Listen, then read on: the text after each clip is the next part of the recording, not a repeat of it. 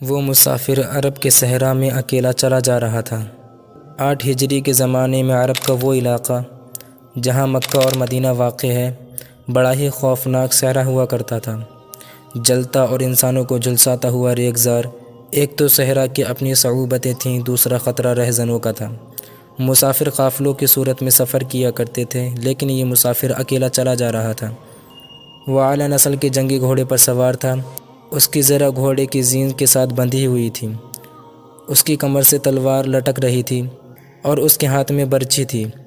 اس زمانے میں مردوں کے قد دراز، سینے چوڑے اور جسم گٹھے ہوئے ہوتے تھے۔ یہ اکیلا مسافر بھی انہی مردوں میں سے تھا، لیکن جس انداز سے وہ گھوڑے کی پیٹھ پر بیٹھا تھا اس سے پتہ چلتا تھا کہ وہ شہسوار ہے اور وہ کوئی معمولی آدمی نہیں۔ اس کے چہرے پہ خوف کا ہلکا سا بھی تاثر نہیں تھا کہ رہزن اسے لوٹ لیں گے، اس سے اتنی اچھی نسل کا گھوڑا چھین لیں گے اور اسے پیدل سفر کرنا پڑے گا۔ لیکن اس کے چہرے پہ جو تاثر تھا وہ قدرتی نہیں تھا۔ وہ کچھ سوچ رہا تھا، یادوں سے دل بہلا رہا تھا، یا کچھ یادوں کو ذہن میں دفن کرنے کی کوشش کر رہا تھا۔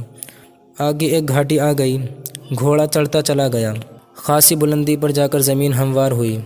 سوار نے گھوڑا روک کر اسے گھمایا اور رکابوں پر کھڑا ہو کر پیچھے دیکھا۔ اسے مکہ نظر نہ آیا، مکہ افق کے نیچے چلا گیا تھا۔ ابو سلیمان، اسے جیسے آواز سنائی دی ہو، اب پیچھے نہ دیکھو، مکہ کو ذہن سے اتار دو، تم مرد میدان ہو، اپنے آپ کو 2 حصوں میں نہ کٹنے دو، اپنے فیصلے پر قائم رہو، تمہاری منزل مدینہ ہے۔ اس نے مکہ کی سمت سے نگاہیں ہٹا لی، گھوڑے کا رخ مدینہ کی طرف کیا اور باغ کو ہلکا سا جھٹکا دیا۔ گھوڑا اپنے سوار کے اشارے سمجھتا تھا، نپی تلی چال چل پڑا۔ سوار کی عمر 43 برس تھی، لیکن وہ اپنی عمر سے جوان لگتا تھا۔ سلیمان اس کے بیٹے کا نام تھا، اس کے باپ کا نام الولید تھا، لیکن سوار نے خالد بن ولید کے بجائے ابو سلیمان کہلانا زیادہ پسند کیا۔ اسے معلوم نہ تھا کہ تاریخ اسے خالد بن ولید کے نام سے یاد رکھے گی، اور یہ نام اسلام کی اکثری روایات اور جذبے کا دوسرا نام بن جائے گا۔ مگر 43 برس کی عمر میں جب خالد مدینے کی طرف جا رہا تھا، اس وقت وہ مسلمان نہیں تھا۔ چھوٹی چھوٹی جھڑپوں کے علاوہ وہ مسلمان کے خلاف بڑی بڑی جنگ احد، جنگ خندق لڑ چکا تھا۔ رسول کریم صلی اللہ علیہ وسلم پر 610 بروز سوموار پہلی وحی نازل ہوئی۔ اس وقت خالد کی عمر 24 سال تھی۔ اس وقت تک وہ اپنے قبیلے بنی مخزوم کے اکثری قوت کا قائد بن چکا تھا۔ بنی مخزوم کا شمار قریش کے چند ایک معزز خاندانوں میں ہوتا تھا۔ قریش کے اکثری امور اسی خاندان کے سپرد تھے۔ قریش خالد کے باپ الولید کے احکام اور فیصلے مانتے تھے۔ 24 برس کی عمر میں یہ حیثیت خالد کو بھی حاصل ہو گئی تھی، مگر اس حیثیت کو ٹھکرا کر خالد ابو سلیمان مدینے کو جا رہا تھا۔ کبھی محسوس کرتا جیسے اس کی ذات سے کوئی قوت اسے پیچھے سے گھسیٹ رہی ہو۔ جب وہ اس قوت کے اثر کو محسوس کرتا تو اس کی گردن پیچھے کو مڑ جاتی، لیکن اس کی اپنی ذات سے ایک آواز اٹھتی، آگے دیکھ خالد، تو ولید کا بیٹا تو ہے، لیکن وہ مر گیا ہے، اب تو سلیمان کا باپ ہے، وہ زندہ ہے۔ اس کے ذہن میں 2 نام اٹک گئے، محمد رسول اللہ صلی اللہ علیہ وسلم جو ایک نیا دین لے کر آئے تھے، اور الولید جو خالد کا باپ اور محمد صلی اللہ علیہ وسلم اور آپ صلی اللہ علیہ وسلم کے نئے دین کا بہت بڑا دشمن تھا۔ باپ یہ دشمنی وراثت کے طور پر خالد کے حوالے کر کے دنیا سے اٹھ گیا تھا۔ خالد کے گھوڑے نے پانی کی مشق پر اپنے آپ ہی رخ بدل لیا تھا۔ خالد نے ادھر دیکھا، اسے گول دائرے میں کھجوروں کے درخت اور صحرا کے جھاڑی نما درخت نظر آئے۔ گھوڑا ادھر ہی چلا جا رہا تھا۔ تخلستان میں داخل ہو کر خالد گھوڑے سے کود گیا۔ عمامہ اتار کر وہ پانی کے کنارے 2 زانو ہو گیا۔ اس نے پانی جلو بھر بھر کر اپنے سر پر ڈالا اور 2-4 چھینٹیں منہ پر پھینکیں۔ اس کا گھوڑا پانی پی رہا تھا۔ خالد نے اس چشمے سے پانی پیا جو صرف انسانوں کے استعمال کے لیے تھا۔ یہ ایک چھوٹا سا جنگل تھا۔ خالد نے گھوڑے کی زین اتاری اور زین کے ساتھ بندھی ہوئی چھوٹی سی ایک دری کھول کر جھاڑی نما درختوں کے جھنڈ تلے بچھائی اور لیٹ گیا۔ وہ تھک گیا تھا، تھوڑی دیر کے لیے سو جانا چاہتا تھا، مگر اس کے ذہن میں یادوں کا جو قافلہ چل پڑا تھا وہ اسے سونے نہیں دے رہا تھا۔ اسے 7 سال پہلے کا ایک دن یاد آیا جب اس کے عزیزوں نے محمد صلی اللہ علیہ وسلم کو قتل کرنے کا منصوبہ بنایا تھا۔ اس منصوبے میں خالد کا باپ الولید پیش تھا۔ وہ ستمبر 622 عیسوی کی رات تھی۔ قریش نے رسول خدا صلی اللہ علیہ وسلم کو سوتے میں قتل کرنے کے لیے ایسے آدمی چنے تھے جو انسانوں کے روپ میں وحشی اور درندے تھے۔ خالد قریش کے سرکردہ خاندان کا جوان تھا۔ اس وقت اس کی عمر 27 سال تھی۔ وہ حضور صلی اللہ علیہ وسلم کے قتل کی سازش میں شریک تھا، لیکن وہ قتل کرنے کے لیے جانے والوں کے گروہ میں شامل نہیں تھا۔ اسے 7 سال پہلے کی وہ رات گزرے ہوئے کل کی طرح یاد تھی۔ خوش اس لیے کہ اس کے اپنے قبیلے کے ہی ایک آدمی نے اس کے مذہب جو بت پرستی تھی باطل کہہ دیا اور اپنے آپ کو خدا کا پیغمبر کہہ دیا۔ ایسے دشمن کے قتل پر خوش ہونا فطری بات تھی، اور وہ ناخوش اس لیے تھا، آمنے سامنے کی لڑائی لڑنے کا قائل تھا۔ اس نے سوئے ہوئے دشمن کو قتل کرنے کی کبھی سوچی ہی نہیں تھی۔ بہرحال اس نے سازش کی مخالفت نہیں کی، لیکن قتل کی رات جب قاتل رسول خدا کو مقررہ وقت پر قتل کرنے گئے تو آپ صلی اللہ علیہ وسلم کا مکان خالی تھا۔ وہاں گھر کا سامان بھی نہیں تھا، نہ آپ صلی اللہ علیہ وسلم کا گھوڑا تھا، نہ اونٹنی۔ قریش اس امید پر سوئے ہوئے تھے کہ صبح انہیں خوشخبری ملے گی کہ ان کے مذہب کو جھٹلانے اور انہیں اپنے نئے مذہب کی طرف بلانے والا قتل ہو گیا ہے، مگر صبح وہ ایک دوسرے کو مایوس کے عالم میں دیکھ رہے تھے۔ پھر وہ سرگوشیوں میں ایک دوسرے سے پوچھنے لگے، محمد کہاں ہے؟ رسول خدا صلی اللہ علیہ وسلم قتل کے وقت سے پہلے اپنے قتل کی سازش سے آگاہ ہو کر مدینہ ہجرت کر گئے تھے۔ صبح تک آپ صلی اللہ علیہ وسلم بہت دور نکل گئے تھے۔ خالد کے ذہن سے یادیں پھوٹتی چلی آ رہی تھیں۔ ذہن پیچھے ہی پیچھے ہٹتے ہٹتے 16 برس دور جا نکلا۔ 613 عیسوی کی ایک شام رسول کریم صلی اللہ علیہ وسلم نے قریش کے چند ایک سرکردہ افراد کو اپنے یہاں کھانے پر مدعو کیا۔ کھانے کے بعد رسول کریم صلی اللہ علیہ وسلم نے اپنے مہمانوں سے کہا، اے بنی عبد المطلب، میں تمہارے سامنے جو تحفہ پیش کرنے لگا ہوں وہ عرب کا کوئی شخص پیش نہیں کر سکتا، اس لیے کہ اللہ نے مجھے منتخب کیا ہے جو تمہاری دنیا کے ساتھ تمہاری عاقبت بھی آسودہ اور مسرور کر دے گا۔ اس طرح رسول خدا صلی اللہ علیہ وسلم نے پہلی وحی کے نزول کے 3 سال بعد اپنے قریبی عزیزوں کو اسلام قبول کرنے کی دعوت دی۔ خالد اس محفل میں نہیں تھا، اس کا باپ مدعو تھا۔ اس نے خالد کو مذاق اڑانے کے انداز میں بتایا تھا کہ عبد المطلب کے پوتے محمد صلی اللہ علیہ وسلم نے کہا ہے کہ وہ اللہ کا بھیجا ہوا نبی ہے۔ ہم جانتے ہیں کہ عبد المطلب قریش کا ایک سردار تھا۔ الولید نے اپنے بیٹے خالد سے کہا، بے شک محمد کا خاندان اعلیٰ حیثیت رکھتا ہے، لیکن نبوت کا دعویٰ اس خاندان کا کوئی فرد کیوں کرے؟ اللہ کی قسم اور حبل اور عزا کی، میرے خاندان کا رتبہ کسی سے کم نہیں۔ کیا نبوت کا دعویٰ کر کے کوئی ہم سے اونچا ہو سکتا ہے؟ آپ نے اسے کیا کہا ہے؟ خالد نے پوچھا۔ پہلے تو ہم چپ ہو گئے، پھر ہم سب ہنس پڑے۔ الولید نے کہا، لیکن محمد کے چچا زاد بھائی علی نے محمد کی نبوت کو قبول کر لیا ہے۔ خالد اپنے باپ کی طنزیہ ہنسی کو بھولا نہیں تھا۔ خالد نے 629 عیسوی کے ایک روز مکہ اور مدینہ کے راستے میں ایک نخلستان میں لیٹے ہوئے وہ وقت یاد آ رہا تھا۔ رسول اللہ صلی اللہ علیہ وسلم نے جن کی نبوت کو قریش کے سردار قبول نہیں کر رہے تھے، اس نبوت کو لوگ قبول کرتے چلے جا رہے تھے۔ ان میں سے اکثریت نوجوان کی تھی، بعد مفلس لوگوں نے بھی اسلام قبول کر لیا۔ اس سے نبی کریم صلی اللہ علیہ وسلم کے حوصلے میں جان آ گئی اور آپ صلی اللہ علیہ وسلم نے اسلام کی تبلیغ تیز کر دی۔ آپ صلی اللہ علیہ وسلم بت پرستی کے خلاف تھے۔ مسلمان ان 360 بتوں کا مذاق اڑاتے تھے جو کعبہ کے اندر اور باہر رکھے ہوئے تھے۔ طلوع اسلام سے پہلے عرب ایک خدا کو مانتے تھے اور پوجتے ان بتوں کو تھے۔ انہیں وہ دیویاں یا دیوتا کہتے اور انہیں اللہ کے بیٹے اور بیٹیاں مانتے تھے۔ وہ ہر بات میں اللہ کی قسم کھاتے تھے۔ قریش نے دیکھا کہ محمد صلی اللہ علیہ وسلم جس دین کا انہوں نے مذاق اڑایا تھا وہ مقبول ہوتا جا رہا ہے، تو انہوں نے نبی صلی اللہ علیہ وسلم کی تبلیغی سرگرمیوں کے خلاف محاذ بنا لیا اور مسلمانوں کا جینا حرام کر دیا۔ خالد کو یاد آ رہا تھا کہ اس نے رسول اللہ صلی اللہ علیہ وسلم کو گلیوں اور بازاروں میں لوگوں کو اکٹھا کر کے انہیں اسلام قبول کرنے کی دعوت دیتے اور بتاتے دیکھا تھا کہ بت انہیں فائدہ نہ دے سکتے ہیں نہ نقصان۔ عبادت کے لائق صرف اللہ ہے جو وحدہ لا شریک ہے۔ رسول خدا صلی اللہ علیہ وسلم کی مخالفت کے قائد قریش کے 4 سردار تھے۔ ایک تو خالد کا باپ الولید، دوسرا نبی کریم صلی اللہ علیہ وسلم کا اپنا چچا ابو لہب تھا، تیسرا ابو سفیان، چوتھا ابو الحکم تھا جو خالد کا چچا زاد بھائی تھا۔ مسلمانوں پر سب سے زیادہ ظلم و تشدد اسی شخص نے کیا تھا۔ وہ جہالت کی حد تک کینہ پرور اور مسلم کش تھا، اس لیے مسلمان اسے ابو جہل کہنے لگے تھے۔ یہ نام اتنا عام ہوا کہ جیسے لوگ اس کا اصل نام بھول ہی گئے ہوں۔ تاریخ نے بھی اس پستہ قد، بھینگے اور لوہے کی طرح مضبوط آدمی کو ابو جہل کے نام سے ہی یاد رکھا ہے۔ خالد کو یہ یادیں پریشان کرنے لگیں، شاید شرمسار بھی۔ قریش کے لوگوں نے رسول خدا صلی اللہ علیہ وسلم کے گھر میں کئی بار غلاظت پھینکی تھی۔ جہاں کوئی مسلمان اسلام کی تبلیغ کر رہا ہوتا وہاں قریش کے آدمی جا پہنچتے اور ہلڑ مچاتے تھے۔ بد اخلاق اور دھتکارے ہوئے آدمیوں کو رسول خدا صلی اللہ علیہ وسلم کو پریشان کرتے رہنے کے کام پر لگا دیا تھا۔ خالد کو یہ اطمینان ضرور تھا کہ اس کے باپ نے محمد صلی اللہ علیہ وسلم کے خلاف ایسی کوئی گھٹیا حرکت نہیں کی تھی۔ وہ 2 مرتبہ قریش کے 3-4 سرداروں کے ساتھ لے کر رسول خدا صلی اللہ علیہ وسلم کے چچا ابو طالب کے پاس یہ کہنے گیا تھا کہ وہ اپنے بھتیجے رسول خدا صلی اللہ علیہ وسلم کو بتوں کی توہین اور نبوت کے دعوے سے روکے، ورنہ کسی کے ہاتھوں قتل ہو جائے گا۔ ابو طالب نے ان لوگوں کو دونوں مرتبہ ٹال دیا تھا۔ خالد کو اپنے باپ کی بہت بڑی قربانی یاد آئی۔ عمارہ خالد کا بھائی تھا۔ وہ خاص طور پر خوبصورت نوجوان تھا، وہ ذہین تھا اور اس میں باغ پن تھا۔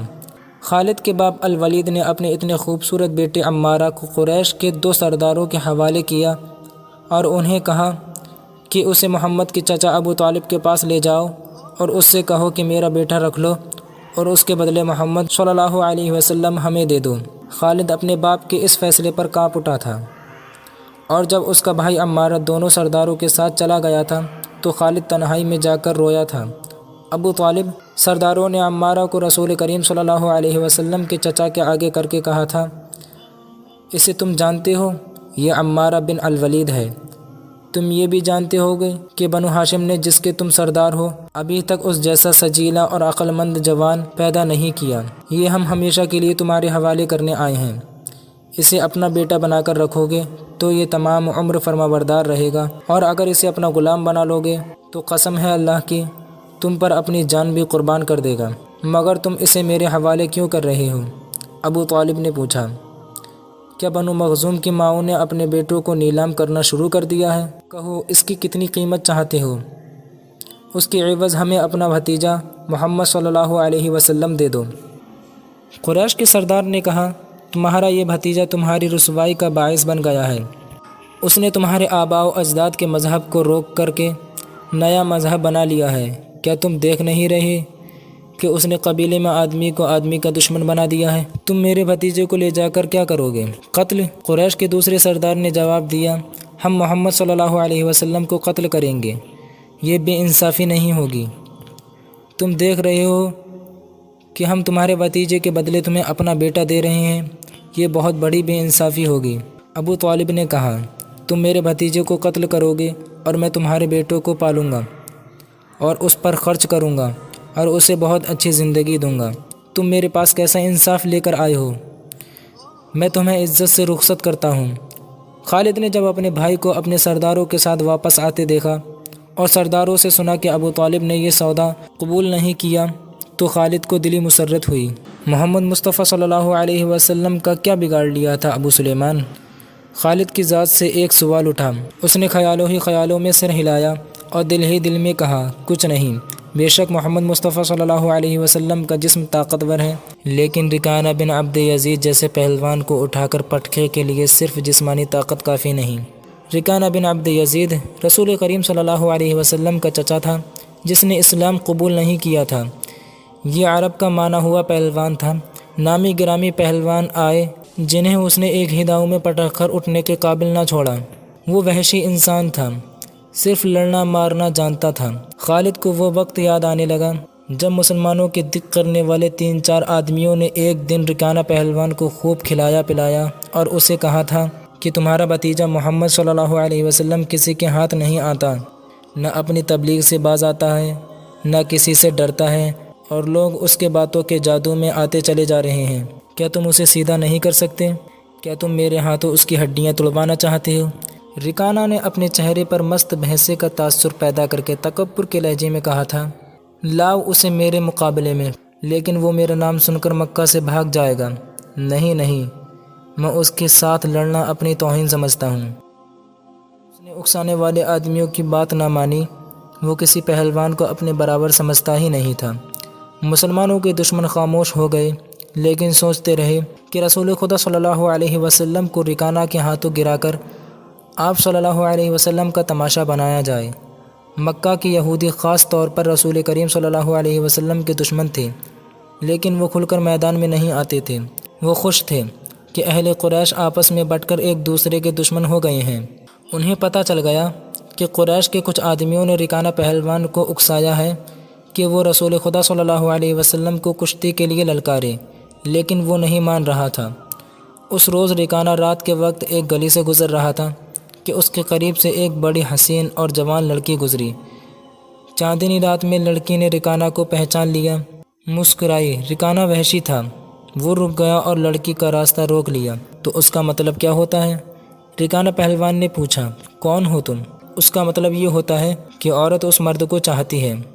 اس جوان لڑکی نے جواب دیا، میں سبط بنت ارمن ہوں۔ وہ ارمن یہودی کی بیٹی، رکانہ نے کہا، اور لڑکی کے کندھوں پر ہاتھ رکھ کر اسے اپنے قریب کر کے بولا، کیا میرا جسم تجھے اتنا اچھا لگتا ہے؟ تمہاری طاقت نے مجھے مایوس کر دیا ہے۔ سبط نے پیچھے ہٹتے ہوئے کہا، تم اپنے بھتیجے محمد سے ڈرتے ہو؟ کون کہتا ہے؟ رکانہ نے گرج کر پوچھا۔ سب کہتے ہیں، سبط نے کہا، پہلے محمد کو گراؤ، میں اپنا جسم تمہیں انعام میں دوں گی۔ اللہ کے بیٹوں اور بیٹیوں کی قسم، تیری بات پوری کر کے تیرے سامنے آؤں گا۔ رکانہ نے کہا، لیکن تو نے غلط سنا ہے کہ میں محمد سے ڈرتا ہوں۔ بات یہ ہے کہ میں اپنے سے کمزور کے ساتھ لڑنا اپنی توہین سمجھتا ہوں، لیکن تیری بات پوری کروں گا۔ کہ رکانہ نے محمد صلی اللہ علیہ وسلم کو کشتی کے لیے للکارا، اور اس نے کہا تھا، میرے بھائی کے بیٹے، تم بڑے دل اور بڑی جرت والے آدمی ہو۔ میں یہ بھی جانتا ہوں کہ تم جھوٹ بولنے سے نفرت کرتے ہو، لیکن مرد کی جرت اور صداقت کا پتہ اکھاڑے میں چلتا ہے۔ آؤ میرے مقابلے میں اکھاڑے میں اترو۔ اگر مجھے گرا لو تو میں تمہیں اللہ کا بھیجا ہوا نبی مان لوں گا۔ اللہ کی قسم، تمہارا مذہب قبول کر لوں گا، لیکن یہ ایک بھتیجے اور چچا کی کشتی نہیں ہوگی۔ رسول خدا صلی اللہ علیہ وسلم نے رکانہ کی للکار کے جواب میں کہا، ایک بت پرست اور سچے دین کے ایک پیغمبر کی لڑائی ہوگی۔ تو ہار گیا تو اپنا وعدہ نہ بھول جانا۔ مکہ میں یہ خبر صحرا کی آندھی کی طرح پھیل گئی کہ رکانہ پہلوان اور محمد صلی اللہ علیہ وسلم کی کشتی ہوگی، اور جو ہار جائے گا وہ جیتنے والے کا مذہب قبول کر لے گا۔ قریش کا بچہ مرد، زن اور یہودی ہجوم کر کے آ گئے۔ مسلمانوں کی تعداد بہت تھوڑی تھی۔ وہ تلواروں اور برچھیوں سے مسلح ہو کر آئے، کیونکہ انہیں خطرہ محسوس ہو رہا تھا کہ قریش کشتی کے بہانہ بنا کر رسول خدا صلی اللہ علیہ وسلم کو قتل کر دیں گے۔ عرب کا سب سے طاقتور اور وحشی پہلوان رکانہ بن عبد یزید رسول خدا صلی اللہ علیہ وسلم کے مقابلے پہ اترا۔ اس نے رسول خدا صلی اللہ علیہ وسلم پر تنزیہ نظر ڈالی، اور آپ صلی اللہ علیہ وسلم مکمل خاموشی اور اطمینان سے رکانہ کی آنکھوں میں آنکھیں ڈال کر دیکھتے رہے، وہ بے خبری میں کوئی داؤں نہ کھیل جائے۔